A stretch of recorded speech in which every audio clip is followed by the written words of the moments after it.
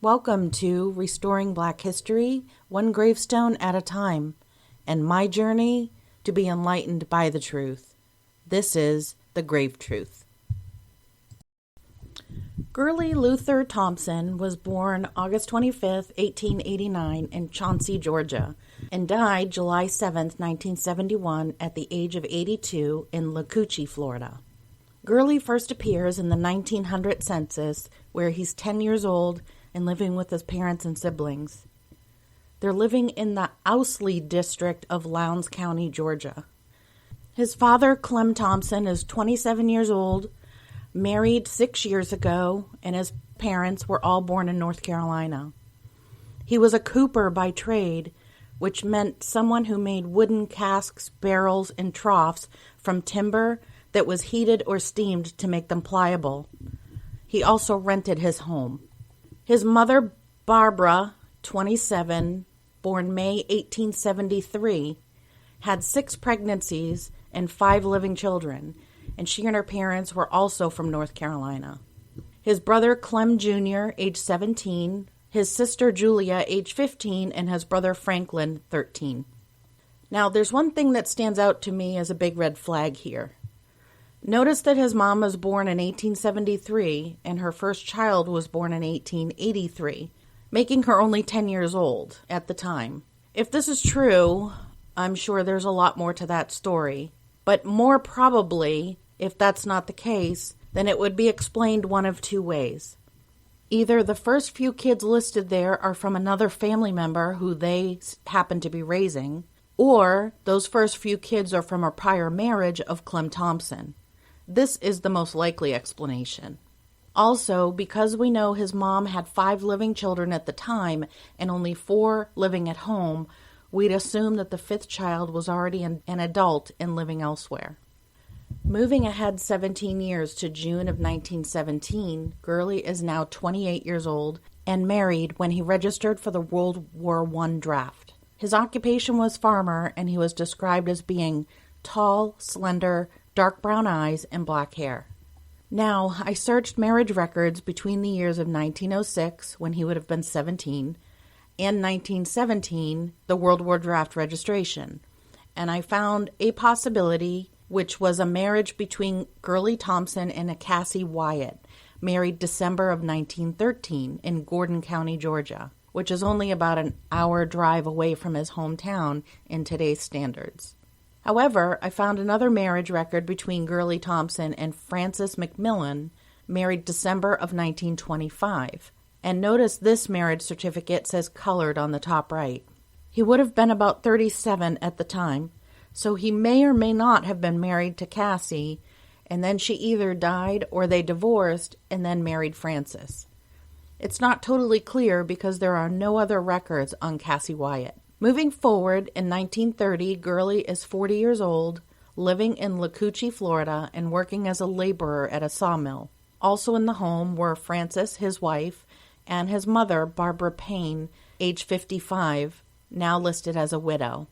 Now, since his mother's last name is now Payne, we can assume that she had been remarried, and then he died prior to this census. We can also assume that GIRLEY's father, Clem, passed away when GIRLEY was young. 5 years later, in 1935, GIRLEY and his wife are still living with his mother, Barbara, and he's still a sawmill worker. His wife is a high school teacher, which means she is a college-educated black woman.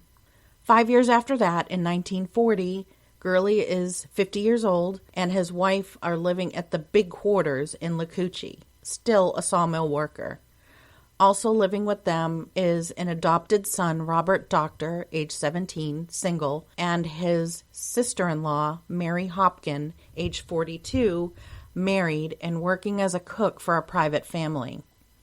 Now, let's talk about the Big Quarters residents. In today's day in Lacoochee, Florida, a few old section houses still stand as a reminder of what the town once was. These houses were built in the 1920s to house mill workers and their families. Each section of the mill was allotted housing in an attempt to provide equal housing for all workers. It turns out, though, that the housing was definitely not equal for all. In each section, there were houses of various sizes, a 2-story house for a large family, a bungalow with a garage for a supervisor, and the normal 2- and 3-bedroom types. An exception to this was the section built to house colored workers. Compared to the other sections, these houses were pitifully small. I would imagine that the big house in the back of this photo is what was known as the big quarters for African Americans. Cummer Sons Cypress Company, who was GIRLEY's employer at the time, owned the mill, the houses, and much of the town back then. The town folks would remark that, quote, Cummer Sons owns everything, including the people. For the next 10 years that followed, GIRLEY and his wife continued to live and work in Lacoochee as a mill worker and teacher, respectively. Now, going backwards to GIRLEY's parents, his father, Clem Thompson, was born about 1855, and his mother, Barbara Faison, was born about 1859. They were married September of 1879 at the ages of 24 and 20 in Wayne County, North Carolina. This marriage certificate also gives us Clem's parents, which are GIRLEY's grandparents, who are York Thompson and Eliza.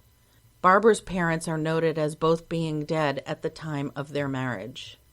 In 1880, we find Clem and his wife and their baby daughter living in Indian Springs in Wayne County. However, more importantly, in the same year, I also found GIRLEY's grandparents living in Wolf Scrape in Duplin County, North Carolina. At home were York Thompson, black male, age 68, farmer; Eliza, age 53, wife; Penny, age 16, daughter; Richmond, age 7, grandson; and Stephen, age 12, son. Interestingly enough, on the same page of that census is an Ellen Faison and her daughter Jenny. Since we know Barbara's parents were both dead by 1879, we know that Ellen isn't her mother, but probably her aunt and niece. This is probably how she met Clem, because the families lived on the same street. Now, since we know York was born around 1812 and he's living in the South, naturally I wanted to keep digging to see if he was a product of slavery. Going way back to 1820, in the Duplin County Census, lists one Thompson living there, who happens to be white, which is Benjamin Thompson. The census only tells us that there is one white male over 45, 2 white females up to 10, which would be daughters, 1 white female 10 to under 16 would be another daughter, and 1 white female 26 to 45, that would be his wife. And in 1840, in a will of one Robert Sloan in the same Duplin County, he divides all of his slaves among his children, including one named York. And I quote, I give and bequeath to my beloved daughter, Mary Howard, all my lands in New Hanover County on Holly Shelter and Ashes Creeks, together with the mills and timber thereunto, to her and her heirs forever. It goes on to say, I give and bequeath to my daughter, Mary Howard, wife of James Howard, my Negroes, John, Daniel, York, Clarice, Mariah, and all of Mariah's children that she has heretofore had, and Jin and her children, Anthony, Brian, Addie, Alfner, and all the children that Jin has had since she has been in the possession of my daughter Mary. So, GIRLEY's grandfather was likely born into slavery and, upon Robert Sloan's death, was transferred to Mrs. Mary Howard, Sloan's daughter. I would speculate that York was originally from Benjamin Thompson's plantation and was sold or traded to Robert Sloan's farm sometime between 1820 and 1840. You know, it's hard to imagine that as hard of a life as GIRLEY may have had, strictly because he was an uneducated black man, a laborer in a sawmill, he didn't own anything, and the work he did was grueling. He was also living in colored quarters with many other families. It's even harder to imagine that he probably knew his life was much better than his grandparents in ways that most of us will never understand. Rest in peace, GIRLEY Thompson, and to your ancestors before you.